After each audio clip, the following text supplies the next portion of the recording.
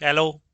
नमस्कार प्यारे साथियों। मैं राघव आपका हार्दिक स्वागत करते हैं एग्जाम टारगेट ऑनलाइन प्लेटफॉर्म पे। कैसे हो सभी लोग? आई होप सभी लोग बहुत अच्छे होंगे और पढ़ाई संबंधी कार्य भी बहुत अच्छे से कर रहे होंगे। चलो बेटा, आज स्टार्ट करते हैं सेशंस को। देखो, आज हम काफी दिनों बाद यूट्यूब पे फिर से पुनः मिले हुए हैं और पुनः आज फिर से काफी दिनों बाद एक बेहतरीन सी कक्षा करने जा रहे हैं। तो सभी लोग आइए और इस क्लास को बहुत अच्छे से तरीके से, प्रॉपर तरीके से, जैसे हम पहले पढ़ रहे थे उसी फ्लो में एक बार फिर से स्टार्ट करेंगे पढ़ना।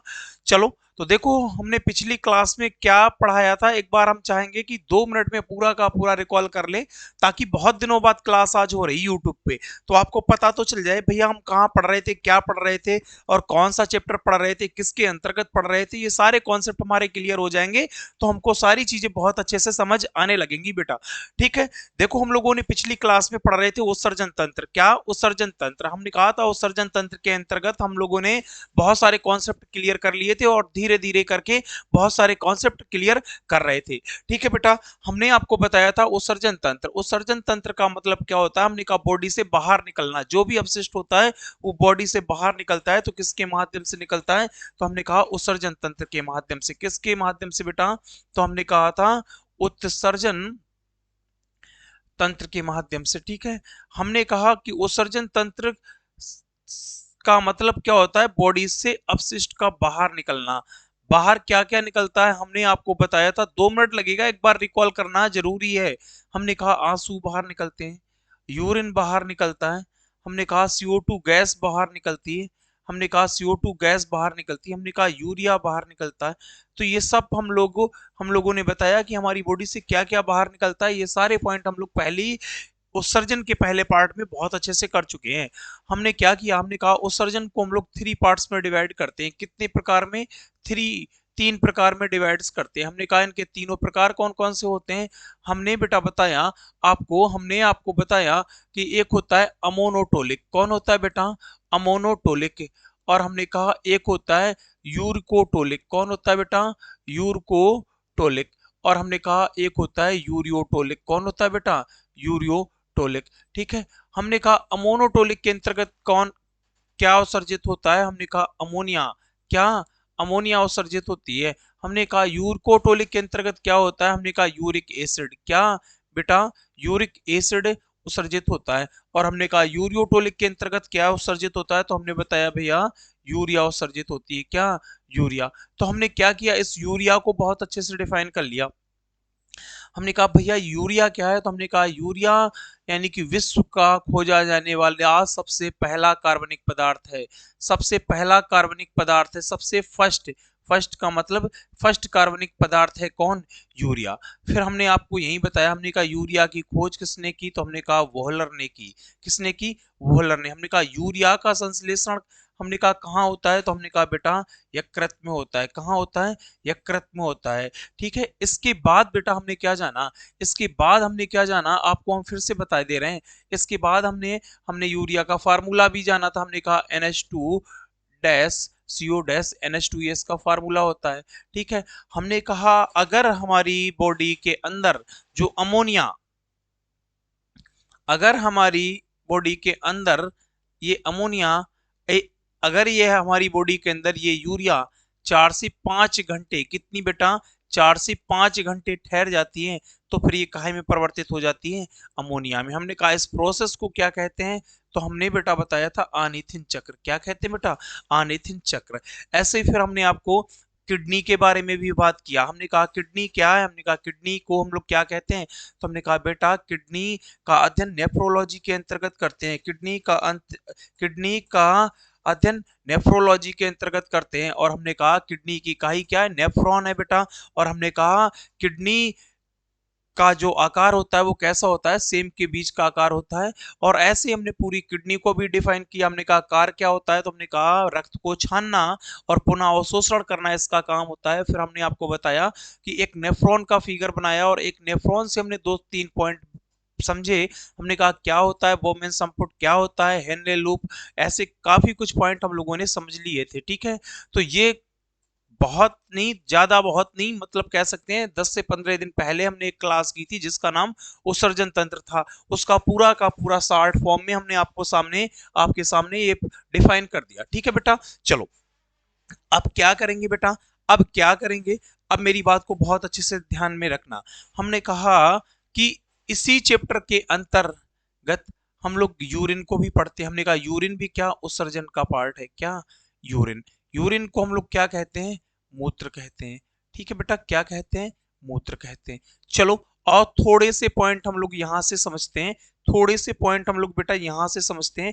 इसके बाद हम लोग धीरे धीरे करके आगे बढ़ेंगे, इसके बाद हम लोग धीरे धीरे करके आगे बढ़ेंगे। हमने कहा यूरिन, बेटा यूरिन क्या, तो हमने कहा यूरिन जो है ना, इसका जो पीला कलर, यूरिन का जो कलर होता है पीला, कैसा होता है, हल्का पीला, हल्का पीला इसका कलर जो होता है, हल्का पीला इसका रंग होता है। हमने कहा ये किसकी वजह से होता है, तो बताया हमने कि यूरिन का जो कलर है ये हल्का पीला किसकी वजह से, तो हम पहले भी बता चुके हैं, आप सबको याद होगा, यूरोक्रोम। किसकी वजह से बेटा, यूरोक्रोम की वजह से। अब आप देखो बेटा, हमने कहा ये यूरोक्रोम, देखो हमने आपको जब लवक पढ़ाया था शायद, तभी हमने आपको बताया था, हमने कहा एक होता है वर्णीय लवक और एक होता है हरित लवक और एक होता है, एक होता है वर्णीय लवक और एक होता है हरित लवक और एक होता है बेटा क्या, अवर्णीय लवक, हरित लवक और वर्णीय लवक। हमने कहा बेटा, हमने यहीं पे बताया, हमने आपको बताया, हमने आपको बताया बेटा कि जो अवर्णीय लवक होते हैं इनके कलर होते हैं, जो अवर्णीय लवक होते हैं इनके कलर हो, ये सफेद रंग के होते हैं, जो वर्णीय लवक होते हैं इनके कलर होते हैं। हमने कहा टमाटर का लाल रंग लाइकोपेन की वजह से, हमने कहा कि गाजर का जो नारंगी कलर है वो बीटा कैरोटीन की वजह से, और हमने कहा मूत्र का पीला कलर यूरोक्रोम की वजह से, और हमने कहा पीलिया का पीला होना किसकी, बिलीरुबिन की वजह से। ठीक है बेटा, तो हमने ये पॉइंट आपको पहले भी बता चुके हैं, तो आपको बहुत अच्छे से याद भी होगा।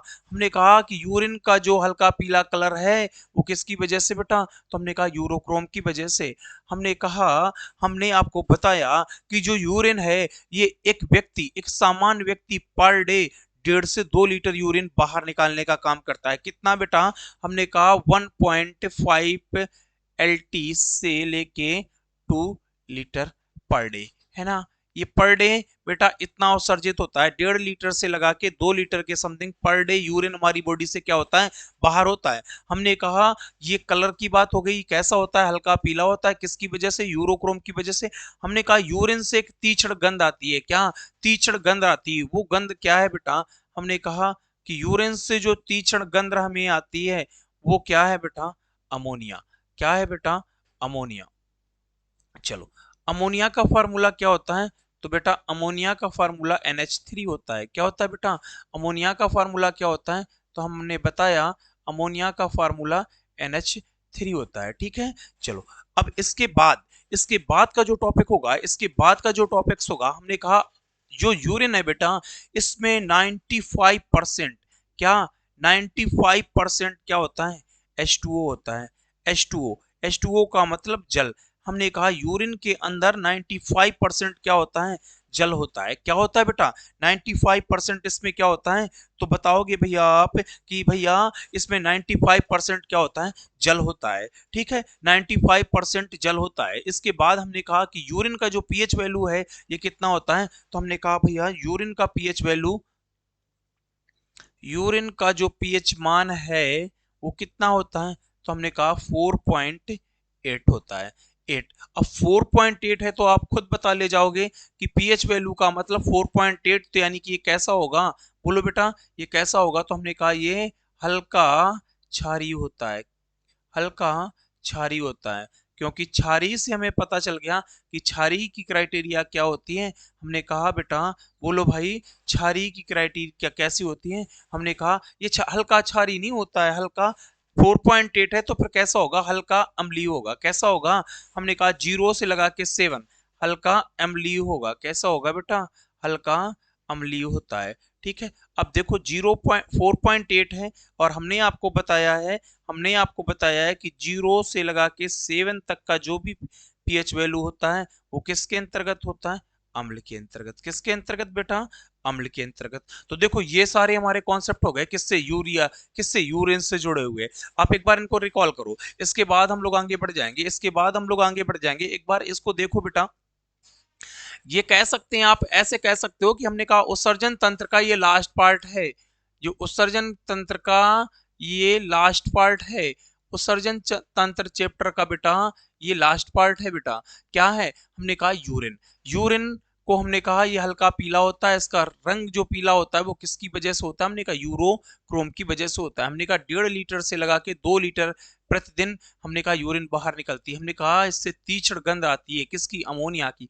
अमोनिया का फार्मूला क्या होता है? हमने आपको बताया NH3 होता है। हमने कहा इसमें 92% जल होता है, और हमने कहा इसका पीएच वैल्यू कितना होता है? 4.8 होता है। और हमने आपको बताया कि जिसका 4.8 पीएच वैल्यू होता है उसको क्या कहते हैं? हमने कहा एसिड। क्या कहते हैं? हल्का एसिड होता है। ठीक है, चलो ये रही बात बेटा किसकी? यूरिन की। अब हम लोग एक नए चैप्टर की ओर बढ़ जाते हैं। अब हम लोग एक नए चैप्टर की ओर बढ़ जाते हैं और लगाएंगे हेडिंग बेटा ग्रंथि। कौन सा चैप्टर? ग्रंथि। देखो आप मेरी बात को बहुत अच्छे से ध्यान में रखना। हमने कहा आप इस बायोलॉजी पढ़ो, आप बायोलॉजी पढ़ो, सारे चैप्टर्स पढ़ जाओ, लेकिन अगर आपने ये चैप्टर नहीं पढ़ा ना, तो ये तुम समझ लेना कि फिर आपने बहुत कुछ छोड़ रखा है, बहुत कुछ छोड़ रखा है।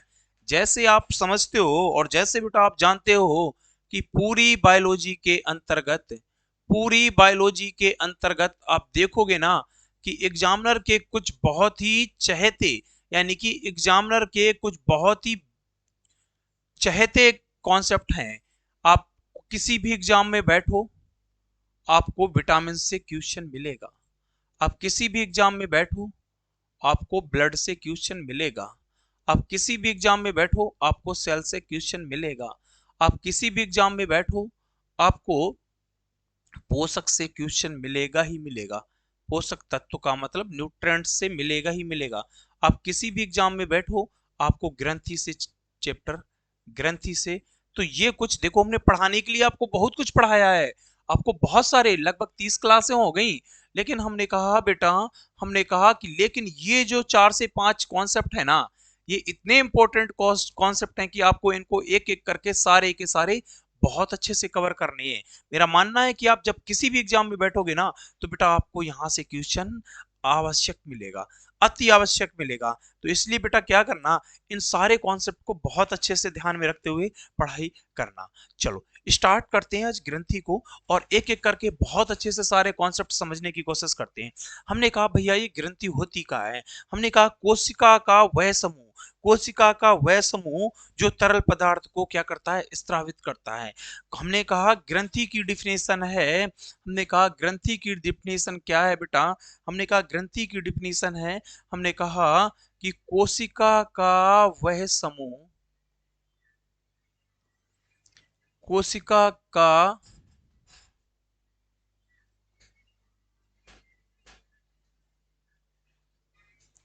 कोशिका का वह समूह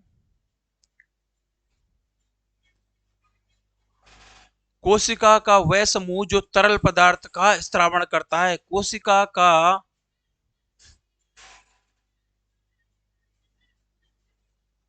वह समूह जो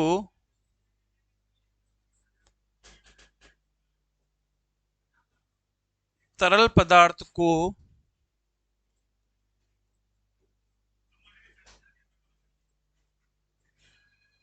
स्त्रावित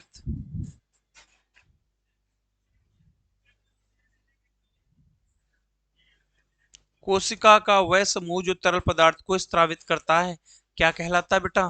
क्या कहलाता है? हमने कहा ग्रंथि कहलाता है।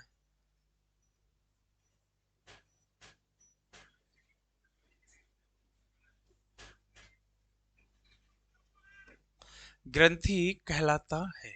ठीक है, हमने कहा कोशिका का वह समूह जो तरल पदार्थ को स्रावित करता है ग्रंथि कहलाता है। क्या कहलाता है बेटा? ग्रंथि कहलाता है। अब देखना बेटा, हमने कहा ये किसका? तरल पदार्थ का स्त्रावण करता है। किसका? तरल पदार्थ का स्त्रावण करता है। अब आप देखना बेटा, हमने कहा कि ये तरल पदार्थ का क्या करता है? स्त्रावण करता है। अब ये तरल पदार्थ में किसका स्त्रावण करता है? अब ये तरल पदार्थ में किसका स्त्रावण करता है? तो देखो, हमने कहा बेटा ये हार्मोन्स और एंजाइम। किसको? हार्मोन्स हमने कहा कि ये किसका स्त्रावण करता है? हमने कहा ये तरल पदार्थ का स्त्रावण करता है। हमने कहा तरल पदार्थ में किसका स्त्रावण करता है?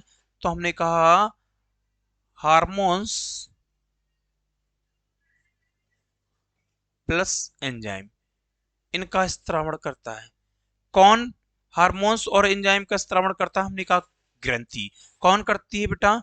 ग्रंथि किसका स्त्रावण करती है? स्त्रावण का मतलब सेक्रेशन, बाहर निकालना। हमने कहा किसको? एंजाइम और हार्मोन्स को। किसको बेटा? एंजाइम और हार्मोन्स को। किसको बेटा? एंजाइम और हार्मोन्स को। ठीक है, चलो इतना अगर समझ आ गया तो देखो, इतना अगर समझ आ गया तो थोड़ा सा हम लोग और भी एक्स्ट्रा समझेंगे। हमने कहा भैया, हमने कहा जो ये हार्मोन्स होता है, क्या? हमने कहा जो ये हार्मोन्स है ना, जो ये हार्मोन्स है, हमने कहा हार्मोन्स की खोज करने वाले व्यक्ति कौन थे? तो हमने कहा बेलिस और स्टार्लिंग। कौन बेटा? हमने कहा हार्मोन्स की खोज करने वाले व्यक्ति कौन है? तो आप बताओगे भैया कि हार्मोन्स की खोज करने वाले व्यक्ति कौन है? बेलिस,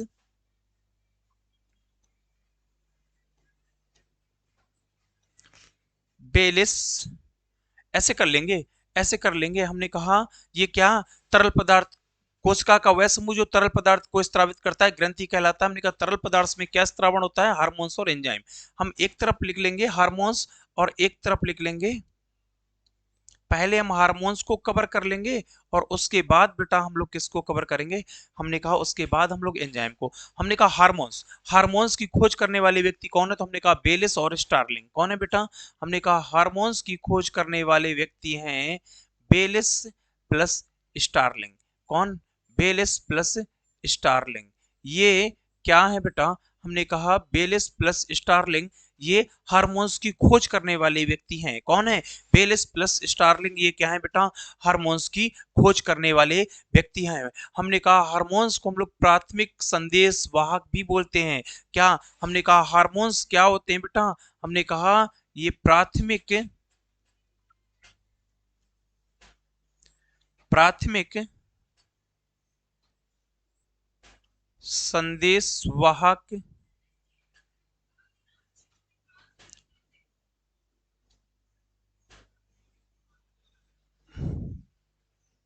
प्राथमिक संदेश वाहक भी कहते हैं। क्या कहते हैं? हमने कहा ये प्राथमिक संदेश वाहक भी होते हैं। हमने कहा हार्मोन्स की खोज किसने की बेटा? तो आप बताओगे भैया हार्मोन्स की खोज करने वाले कौन है? हमने कहा बेलिस प्लस स्टार्लिंग है। और हमने कहा इनको हम लोग प्राथमिक संदेश वाहक भी कहते हैं। क्या कहते हैं? प्राथमिक संदेश वाहक भी कहते हैं। अब बात करें एंजाइम की, बात करें एंजाइम की। चलो इसको भी देख लो बेटा, इसको भी देख लो, देख लेना आप बहुत अच्छे से बेटा देख लेना कि जिस तरीके से हम आपको डिफाइन करा रहे हैं, इतना तो बेटा पेड बैचेस में नहीं मिलता है जितना हम आपको यूट्यूब पे करा रहे हैं। इतना तो पेड बैचेस में नहीं मिलता है। हमने कहा कि एंजाइम की खोज किसने की? बुकनर ने। किसने की बेटा? बुकनर ने। और हमने कहा इसका नामकरण किसने किया? कुकने नाम के वैज्ञानिक थे। हमने कहा इसकी खोज करने वाले व्यक्ति कौन थे? हमने कहा इसकी खोज करने वाले व्यक्ति थे बुकनर। कौन है बेटा? बुकनर। और हमने कहा इसका नामकरण किसने किया? नामकरण की बात करें तो हमने कहा इसकी नामकरण करने वाले व्यक्ति हैं कुकने। क्या नाम है बेटा उनका? कुकने। ठीक है, तो देखो ये दो पॉइंट हो गए। हमने कहा खोज करने वाले व्यक्ति बुकनर और नामकरण करने वाले व्यक्ति कुकने। ठीक है, चलो तो ये हमने, अब देखो थोड़ा सा एंजाइम पे और जान लेंगे। हमने कहा कि एंजाइम को क्या कहते हैं? शरीर की जो समस्त प्रोटीन है वो काहे की बनी होती हैं? शरीर समस्त प्रोटीन, शरीर की समस्त प्रोटीन एंजाइम की बनी होती हैं, है ना? समस्त एंजाइम प्रोटीन के बने होते हैं। हमने कहा जो शरीर के जितने भी एंजाइम है वो काहे के बने होते हैं? प्रोटीन के बने होते हैं। आप इसको भी लिख लोगे। हमने कहा शरीर के समस्त एंजाइम, शरीर के समस्त एंजाइम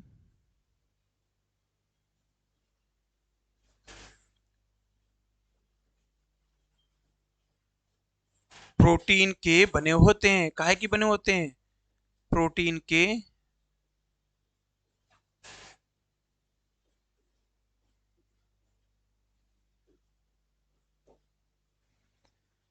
शरीर के समस्त एंजाइम काहे के बने होते हैं बेटा? प्रोटीन के बने होते हैं। तो देखो बेटा, हमने एंजाइम को भी पढ़ लिया, हार्मोन्स को भी पढ़ लिया, और एंजाइम और हार्मोन्स का स्त्रावण कौन करता है? ग्रंथि करती है। कौन करती है? ग्रंथि। ग्रंथियों का काम होता है एंजाइम और हार्मोन्स को इंक्रीज करना। एंजाइम को भी निकालना और हार्मोन्स को भी कौन निकालता है? ग्रंथि। हमने कहा ग्रंथि कैसे किसको कहते हैं? हमने कहा कोशिका का वह समूह जो तरल पदार्थों का स्त्रावण करता है, ग्रंथि कहलाता है। हमने कहा ये हार्मोन्स का और एंजाइम का स्त्रावण करते हैं। हमने कहा हार्मोन्स की खोज किसने की? तो आपको बताया बेटा, बेलिस प्लस स्टार्लिंग। किसने बेटा? बेलिस प्लस स्टार्लिंग ने। बेलिस प्लस स्टार्लिंग नामक के दो व्यक्ति थे जिन्होंने बेटा क्या किया? हार्मोन्स और एंजाइम की खोज की। हमने कहा हार्मोन्स क्या है? हमने कहा इसको प्राथमिक संदेश वाहक भी कहते हैं। आपसे पूछे प्राथमिक संदेश वाहक, हमने कहा कौन है? तो हम बताएंगे भैया हार्मोन्स है। कौन है बेटा? हार्मोन्स है। आपसे हमने एंजाइम से बातें जुड़ी बातें बताई। हमने कहा इसकी खोज बुकनर ने की और नामकरण कोकने ने किया। और शरीर के समस्त एंजाइम काहे के बने होते हैं? प्रोटीन के बने होते हैं। काहे के बने होते हैं? प्रोटीन के बने होते हैं। तो देखो, ये एक तरीके से ग्रंथि का आधार हो गया। क्या हो गया? ग्रंथि का आधार हो गया। अब हमने कहा कि ग्रंथियां जो हैं, ग्रंथि जो हमारी हैं, ग्लैंड्स जो हैं हमारी, वो टू टाइप्स की होती हैं। हमने कहा जो ग्लैंड्स हैं, जो हमारी ग्रंथि हैं बेटा, हमने कहा ये दो प्रकार की होती हैं। कितने प्रकार की होती हैं? दो प्रकार की होती हैं। दो प्रकार की होती हैं, टू टाइप्स की होती हैं ग्रंथि बेटा। टू टाइप्स की होती हैं। हमने कहा टू टाइप्स की होती हैं। कौन कौन से टाइप्स होते हैं अब इसको कवर करेंगे। हमने कहा बेटा ये दो टाइप्स की होती हैं। एक होती है बेटा अंतःस्रावी ग्रंथि, और एक होती है बहिस्रावी ग्रंथि। कौन? एक होती है अंतःस्रावी ग्रंथि। अंत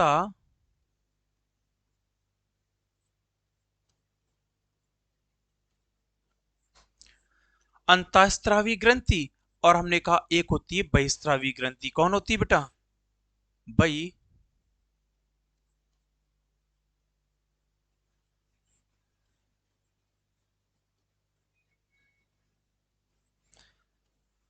बहिस्रावी ग्रंथि। अंतःस्रावी ग्रंथि और बहिस्रावी ग्रंथि, ग्रंथियां दो प्रकार की होती हैं, अंतःस्रावी ग्रंथि और बहिस्रावी ग्रंथि। अंतःस्रावी ग्रंथि को हम लोग बोलते हैं इंडोक्राइन ग्लैंड्स। क्या बोलते हैं?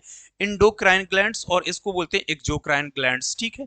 हमने कहा अंतःस्रावी ग्रंथि को हम लोग क्या कहते हैं? हमने कहा भैया इसको कहते हैं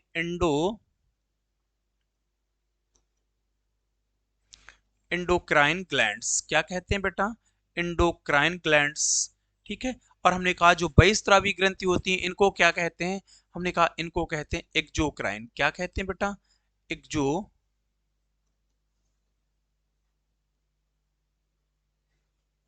ठीक है। चलो, ये हो गई एक्सोक्राइन ग्लैंड्स और ये हो गई एंडोक्राइन ग्लैंड्स। ठीक है। चलो, इतना समझ आ गया। हमने कहा ग्रंथियां दो प्रकार की होती हैं।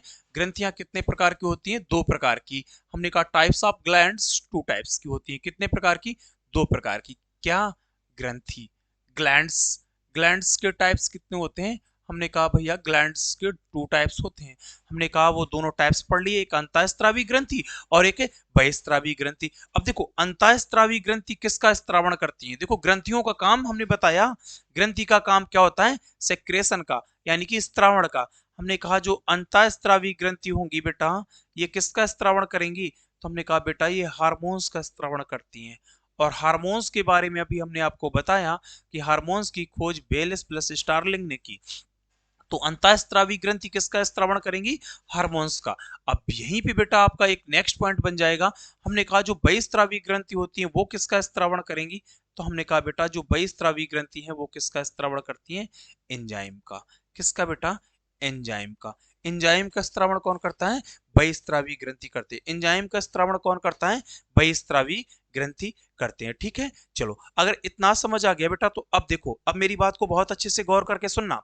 हमने कहा जो अंतःस्रावी ग्रंथि हैं वो किसका स्त्रावण करती हैं? हमने कहा बेटा हार्मोन्स का। और हमने कहा जो बहिस्रावी ग्रंथि हैं वो किसका स्त्रावण करती हैं? तो हमने कहा बेटा एंजाइम का। अब इतना अगर आपको समझ आ गया तो अब मेरी बात को बहुत अच्छे से ध्यान करके सुनना। हमने कहा देखो ग्रंथि का काम क्या होता है, सिर्फ हमने आपको बताया हार्मोन्स और एंजाइम को सेक्रेशन करना या स्त्रावण करना। अब हमने इतना जब जान लिया, तो अब अगर हमने कहा कि जो अंतःस्रावी ग्रंथि होंगी ये क्या करेंगी? इन की बॉडीज, ये कैसे सिम्टम्स करती हैं, तो हमने कहा अंतःस्रावी ग्रंथि हार्मोन्स को सीधा रक्त में मिला देती हैं। हमने कहा अंतःस्रावी ग्रंथि क्या करती हैं, हार्मोन्स को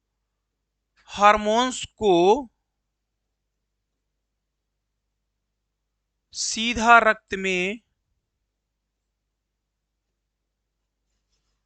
हार्मोन्स को सीधा रक्त में मिला देती हैं। हमने कहा अंतःस्रावी ग्रंथि क्या करती हैं, हार्मोन्स को सीधा रक्त में मिला देती हैं। क्या करती हैं, सीधा रक्त में मिला देती हैं। हमने कहा यानी कि हम कह सकते हैं बेटा कि हमने कहा किसी चीज का कोई रोल नहीं है, यहाँ पे किसी चीज का कोई रोल नहीं है, सीधा इनको रक्त में मिला दिया जाता है। अंतःस्रावी जो ग्रंथियां होंगी वो हार्मोन्स को सीधा रक्त में मिला देती हैं। हमने कहा अंतःस्रावी ग्रंथि हार्मोन्स को सीधा रक्त में मिला देती हैं। लेकिन अगर बात करें कि जो बहिस्रावी ग्रंथि होती हैं वो क्या करती हैं, हमने कहा ये एंजाइम को नलिका के द्वारा क्या करती हैं, हमने कहा जो बहिस्रावी ग्रंथि होती हैं ये क्या करती हैं बेटा, ये एंजाइम को निकालती हैं। तो हमने कहा ये एंजाइम को बेटा जो बहिस्रावी ग्रंथि होती हैं ये क्या करती हैं, हमने कहा ये एंजाइम को नलिकाओं के द्वारा मिलाते हैं। क्या, नलिकाओं के द्वारा लक्षित स्थान पे पहुंचाते हैं। एंजाइम को नलिकाओं के द्वारा, किसके द्वारा बेटा, नलिकाओं के द्वारा लक्षित स्थान में पहुंचाती हैं। लक्षित स्थान का मतलब समझते हो बेटा, हमने कहा लक्षित स्थान में पहुंचाते हैं। लक्षित स्थान में क्या करते हैं, लक्षित स्थान में पहुंचाते हैं। ठीक है, चलो पहुंचाते हैं। ठीक है, इतना समझना, एक बार सही से क्लियर लिख लो, अच्छा सा लिख लो। हमने कहा लक्षित स्थान में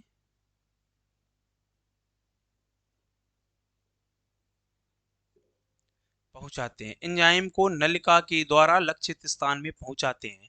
ठीक है, अब इतना समझ आ गया, बोलो बेटा अगर इतना समझ आ गया है तो अब आप देखो, हमने कहा अगर इतना समझ आ गया है तो अब आप और अच्छे से ध्यान देख करके देखो। हमने कहा बेटा, हमने कहा क्या, हमने कहा एंजाइम को लक्षित स्थान पे पहुंचाता है, कौन पहुंचाता है, तो हमने अभी जस्ट बताया कि एंजाइम को लक्षित स्थान पे कौन पहुंचाता है।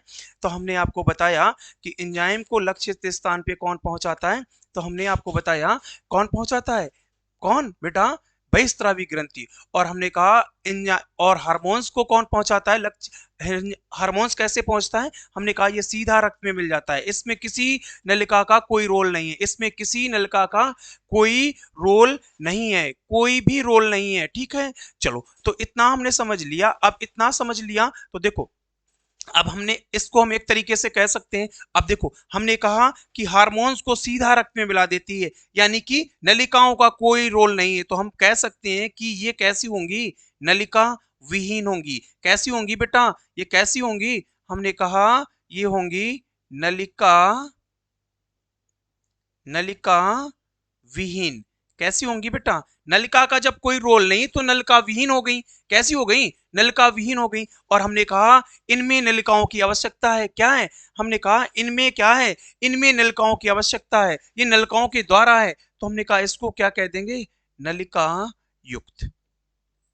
कैसी होंगी बेटा, नलिका युक्त। अब आप यकीन नहीं मानोगे बेटा, अब आप मेरी बात का यकीन नहीं मानोगे, अभी सीटेट का एग्जाम हुआ था, इसी वर्ष सीटेट का एग्जाम, जिसमें जूनियर के पेपर के साइंस के पोर्शन में एक यही क्वेश्चन आया था कि बताओ, हमने उसने यही पूछा था कि अंतःस्रावी ग्रंथि के अंदर नलिकाओं की आवश्यकता पड़ती है, नलिकाओं का रोल होता है, तो हमारा उत्तर होगा भैया नलिका का कोई रोल नहीं है। यहाँ तो बेटा हार्मोन्स रक्त में सीधा मिल जाते हैं, किसी चीज का कोई रोल नहीं है। हमने कहा जो बहिस्रावी ग्रंथ होती है उसमें नलिकाओं की आवश्यकता होती है। वो अगर एंजाइम को किसी स्थान पे पहुंचना है, एक लक्षित का मतलब एक लक्ष्य, एक लक्षित स्थान का मतलब एक लक्ष्य में पहुंचना है, तो हमने कहा किसके माध्यम से पहुंचेंगे, तो हमने बताया नलिकाओं के माध्यम से। तो देखो समझना, हम कहना क्या चाह रहे हैं, हमने कहा ग्रंथि का काम होता है हार्मोन्स और एंजाइम को बाहर निकालना। हमने कहा ग्रंथि की परिभाषा कहती है, ग्रंथि की परिभाषा कहती है कोशिका का वह समूह जो तरल पदार्थ का स्त्रावण करता है, ग्रंथि कहलाता है।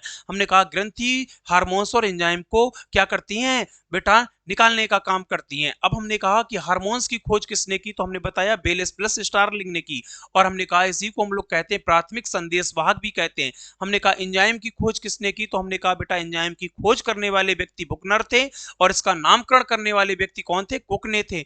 हमने कहा ये हमारी बॉडी के जितने भी एंजाइम है वो सब काहे के बने होते हैं, प्रोटीन के बने होते हैं। फिर हमने कहा ग्लैंड्स टू टाइप्स की होती हैं, एक होती है अंतःस्रावी ग्रंथि और एक होती है बहिस्रावी ग्रंथि।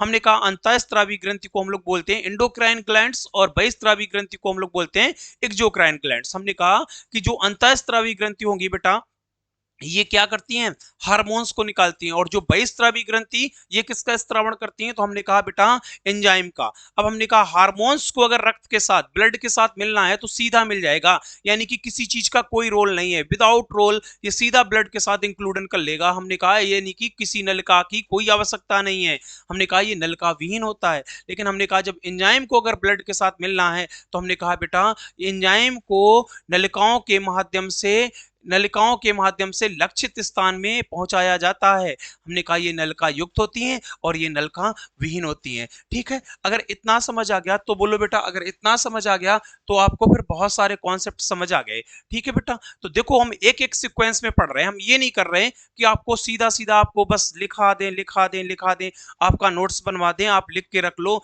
और आपको उसका याद कुछ भी ना हो। हम इस तरीके से आपको पढ़ा रहे हैं। देखो अब मेरी बात पे एक बहुत अच्छे से गौर करना, हम आपको क्या कहने जा रहे हैं, आप इस वर्ड को बहुत अच्छे से सुनना।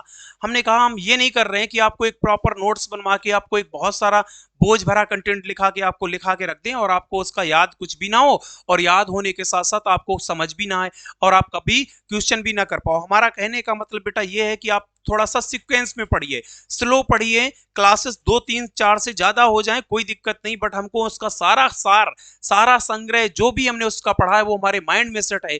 वो हमारे लिए बहुत बड़ी बात है, बहुत बड़ी बात नहीं, बहुत बड़ी पॉजिटिव बात है। वो क्या है कि अगर उसका हमने जितना भी पढ़ा है ना, हम कहना क्या चाह रहे हैं, हमने कहा आप जिंदगी में अगर आप सक्सेस होना चाहते हो, जिंदगी में आप अगर कामयाब होना चाहते हो तो भीड़ का हिस्सा मत बनो, भीड़ का हिस्सा मत बनो। जिंदगी में अगर कामयाब होना चाहते हो बेटा तो भीड़ का हिस्सा मत बनो। भीड़ आपको क्या करेगी, साहस तो दे देगी लेकिन आपकी पहचान को छुपा देती है। भीड़ आपको साहस तो दे देगी बेटा लेकिन आपकी पहचान को छुपा देती है। और हमने कहा साहस तो हर कोई देता है, अरे तुम कर ले जाओगे, अरे तुम कर ले जाओगे, लेकिन अब आपने जब अपनी पहचान, अपनी आईक्यू लेवल को नहीं पहचाना तो आप कुछ भी नहीं कर पाओगे। लोगों का काम ही होता है अरे तुमसे हो जाएगा, तुमसे हो जाएगा।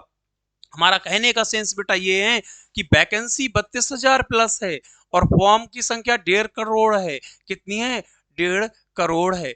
तो हमने कहा इस 1.5 करोड़ की भीड़ का हिस्सा मत बनिए, इसकी हिस्सा ना बनो। हमने कहा इस 32,000 वाली भीड़ का हिस्सा बनो। यहाँ पे आपकी पहचान होगी, क्या होगी, पहचान होगी। और यहाँ पे अगर आप होगे तो आपको यहाँ से साहस तो मिलेगा बेटा, साहस तो मिल जाएगा। लोग भीड़ में होते हैं तो ऐसा लगता है हम खड़े हैं, सभी तो खड़े हैं, हम अकेले मरेंगे क्या, मरेंगे तो सभी मरेंगे ना, यही कहते हैं ना। लेकिन बेटा आप ये समझो यहाँ से साहस तो आपको मिल जाएगा लेकिन आपकी पहचान खत्म हो जाएगी। आपको कोई नहीं पहचानेगा कि ये रेलवे ग्रुप डी का सिलेक्टेड बंदा है या नहीं है या नहीं है। तो यहां से बेटा क्या खत्म होती है, आपकी पहचान खत्म हो जाती है। और हमारा मानना है कि आप इस भीड़ का हिस्सा मत बनो, इस भीड़ का हिस्सा बनो तो यहाँ पे आपकी वैल्यू, यहाँ आपकी पहचान बनी रहेगी। और हम चाहते भी बेटा यही हैं, हम चाहते भी यही है कि तुम्हारी पहचान रहे, तुम्हारी पहचान बने, बाकी आप अपने लक्ष्य तक तो पहुंच ही जाओगे। तो ठीक है, तो मेरी कुछ बातें आपको जरूर लगती होंगी और वो बातें बेटा आपके अपने जहन पे उतार के और उनको फॉलो करिएगा। जब आप फॉलो करोगे तो आपको जरूर इंप्रूवमेंट देखने को मिलेगा। ठीक है बेटा, चलो तो इस तरीके से ग्रंथियों के प्रकार पढ़ लिए, अंतःस्रावी ग्रंथि और बहिस्रावी ग्रंथि। हमने दोनों ग्रंथियों को डिफाइन भी कर दिया, एक एंजाइम का स्त्रावण कर रही है और एक हार्मोन्स का। हमने कहा जो एंजाइम का स्त्रावण कर रही है वो कौन है बेटा, हमने कहा बहिस्रावी ग्रंथि है। और हमने कहा जो हार्मोन्स का स्त्रावण कर रही हैं वो कौन है, अंतःस्रावी ग्रंथि। हमने कहा हार्मोन्स को रक्त के साथ मिलना है तो सीधा हार्मोन सीधा रक्त में मिल जाता है। हमने कहा एंजाइम नलिका के माध्यम से, किसके माध्यम से, नलिका के माध्यम से। ठीक है, चलो इतना हो गया। तो चलो अब आओ नेक्स्ट कॉन्सेप्ट पे बेटा। नेक्स्ट कॉन्सेप्ट का मतलब अब हम क्या करेंगे बेटा, अब हम क्या करेंगे बेटा, अब हमने कहा हम लोग एक एक करके और भी बहुत सारी ग्रंथियां पढ़ेंगे। जिस ग्रंथियों को पढ़ने से पहले हम क्या करेंगे बेटा, एक छोटा सा फिगर बनाएंगे, एक छोटा सा फिगर बनाएंगे और फिगर के अंतर्गत हम लोग सारी ग्रंथियां डिफाइन कर देंगे। देखो फिगर का एक अपना महत्व होता है, फिगर का एक अपना महत्व होता है, ठीक है। चलो, तो फिगर से हमें अवार्ड नहीं मिलेगा, फिगर से हमें अवार्ड नहीं मिलेगा, आप इतना समझ लेना। फिगर सिर्फ हम आपको समझने के लिए बना रहे हैं, ताकि आपको पता चल जाए, आपको पता चल जाए कि बेटा कहाँ पे कौन सी ग्रंथि, कहाँ पे कौन सी ग्रंथि स्थित है। सिर्फ आपको ये फिगर हम सिर्फ इस उद्देश्य से बना रहे हैं ताकि आपको पता चल जाए बेटा। बाकी फिगर का हमारे दैनिक जीवन से कोई लेना देना नहीं है।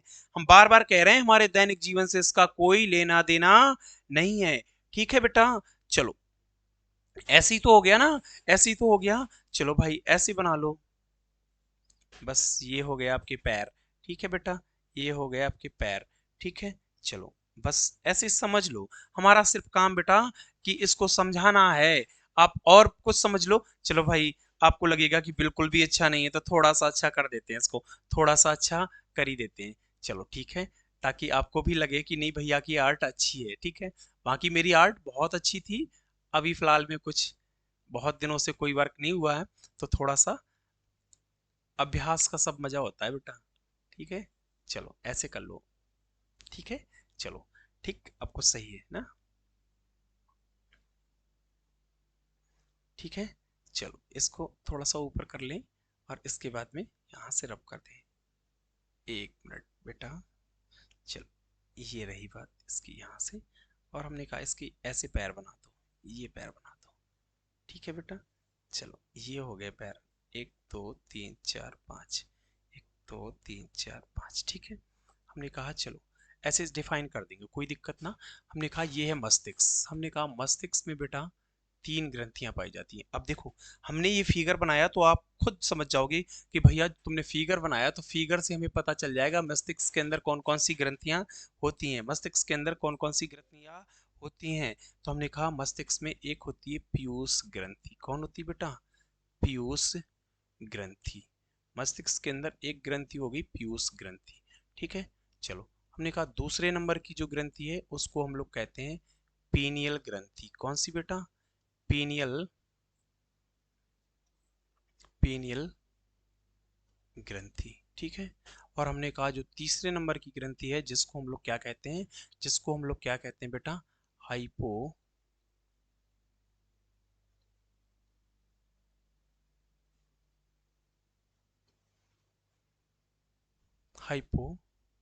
हाइपोथैलेमस ग्रंथि, ठीक है। हाइपोथैलेमस ग्रंथि। हमने कहा गर्दन में बेटा 2 ग्रंथियां होती हैं, 2 का जोड़ा होता है, गर्दन में 2 ग्रंथियों का जोड़ा होता है। हमने कहा एक होती है थायराइड ग्रंथि। कौन सी बेटा? थायराइड ग्रंथि। यहाँ से आपको स्थिति का पता चल जाएगा फिगर से, और कोई लेना देना नहीं, नहीं हम चाहते तो आपको एक एक करके लिखा भी देते। और एक होती है पैराथायराइड ग्रंथि। कौन सी बेटा? पैराथायराइड ग्रंथि। कौन सी बेटा? पैराथायराइड ग्रंथि, ठीक है। हमने कहा ये है हमारा हार्ट। क्या है बेटा? ये है आपका हार्ट। हमने कहा हार्ट के जस्ट साइड में एक ग्रंथि होती है जिसका नाम क्या होता है बेटा? हमने कहा थाइमस ग्रंथि होता है। क्या होता है बेटा? थाइमस,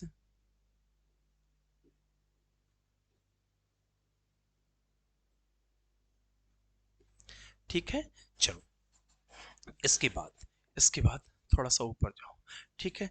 इसके बाद हमने कहा कि इसके जस्ट, हमने कहा जो किडनी है, हमने कहा किडनी के और हार्ट के जस्ट बीच में एक ग्रंथि होती है जिसका नाम, ये है मान लो किडनी मेरी।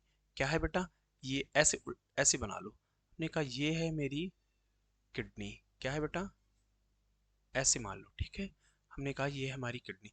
हमने कहा यहाँ पे एक ग्रंथि है जिसका नाम है अग्न्याशय ग्रंथि। क्या नाम है बेटा? अग्न्याशय, अग्न्याशय ग्रंथि। क्या नाम है बेटा? अग्न्याशय ग्रंथि, ठीक है। हमने कहा बेटा अग्न्याशय ग्रंथि, और हमने कहा ये एक हो गई अग्न्याशय ग्रंथि, और हमने कहा इसके किडनी के जस्ट ऊपर एक ग्रंथि होती है जिसका नाम है एड्रीनल ग्रंथि। क्या नाम है बेटा? एड्रीनल ग्रंथि। क्या नाम है बेटा? एड्रीनल ग्रंथि, ठीक है। चलो, तो देखो कुछ ग्रंथियां हम लोगों ने डिफाइन कर ली, कुछ ग्रंथियां हमने डिफाइन कर ली। हमने कहा कुछ ग्रंथियों में से हमने कौन कौन सी ग्रंथियां डिफाइन कर ली। आप देखो बेटा, हमने कहा आपको हमने पीयूष ग्रंथि पढ़ा दी। पीनियल पढ़ा दी, और हमने कहा पीयूष पढ़ा दी, पीनियल पढ़ा दी, हाइपोथैलेमस पढ़ा दी, थायराइड पढ़ा दी, पैराथायराइड पढ़ा दी, थाइमस पढ़ा दी, अग्नाशय पढ़ा दी, और एड्रिनल पढ़ा दी। कितनी? एड्रिनल पढ़ा दी। अब आप देखो बेटा, अब आप देखो, हमने कहा कि आपने जब इतनी पढ़ ली तो अब हम लोग दो ग्रंथियां और देखो, यहां से बेटा यहाँ पे एक जनन ग्रंथि होती है, इसको भी हम पढ़ाएंगे आपको, इसको भी हम पढ़ाएंगे। लोग देखो, सब्जेक्ट हमारा है, शर्म हम किससे करें? किससे करें? काहे की शर्म? किस चीज की शर्म भाई? शर्म किस चीज की? हमने कहा हमें एक एक पॉइंट पढ़ना होगा। अगर उसने क्वेश्चन कर दिया तो आप बताओ, क्या आप सोचोगे बैठ के कि भैया ने तो जनन ग्रंथि पढ़ाई नहीं, अगर पढ़ाए होते तो हम कर जाते, पढ़ाए होते तो हम कर जाते। तो हमने कहा हम ऐसा नहीं करेंगे, हम आपको सारे कॉन्सेप्ट पढ़ाएंगे, सारे कॉन्सेप्ट। ये जितनी भी ग्रंथियां हमने लिख दी ना, ये जितनी भी 8 से 9 से जितनी 8 से 9 कितनी भी लिख दी हमने, एक बार नंबर काउंट कर लेना, 1 2 3 4 5 6 7 8 9, टोटल 9 ग्रंथियां। हम टोटल की 9 ग्रंथियों को डिफाइन करेंगे, और इतने अच्छे लेवल पे डिफाइन करेंगे बेटा कि आप यकीन मानना मेरी बात को कि आपको सारे कॉन्सेप्ट यहीं से बहुत अच्छे से क्लियर हो जाएंगे। एक एक कॉन्सेप्ट पे बहुत अच्छे तरीके से विस्तृत चर्चा करेंगे, और बहुत अच्छे से आप ये कहोगे कि इतना तो पेड बैच में नहीं मिलता जितना आप यूट्यूब पे दे रहे हो भैया, और वो भी इतने अच्छे तरीके से। आप यकीन मानना मेरी बात को, भरोसा मानना कि राघव भैया अगर कह रहे हैं ना कि ग्रंथि अगर आपने इतना पढ़ लिया तो फिर खुली चैलेंज है एग्जामिनर को कि ग्रंथि से यहां से क्वेश्चन इससे बाहर नहीं डाल पाएगा, नहीं डाल पाएगा, नहीं डाल पाएगा। That's challenging. बस इससे ज्यादा हम कुछ नहीं कह सकते बेटा। इतना अगर भरोसा है तो फिर यहाँ पे टिके रहना, यहाँ पे टिके रहना और अपना प्यार दिखाना। काफी दिनों बाद क्लास हुई है तो हम आपसे एक्सेप्ट कर सकते हैं कि आप में इस क्लास को बहुत अच्छी तरीके से शेयर करोगे और बहुत सारे दोस्तों को बताओगे कि फिर से भैया ने यूट्यूब पे पढ़ाना स्टार्ट कर दिया है।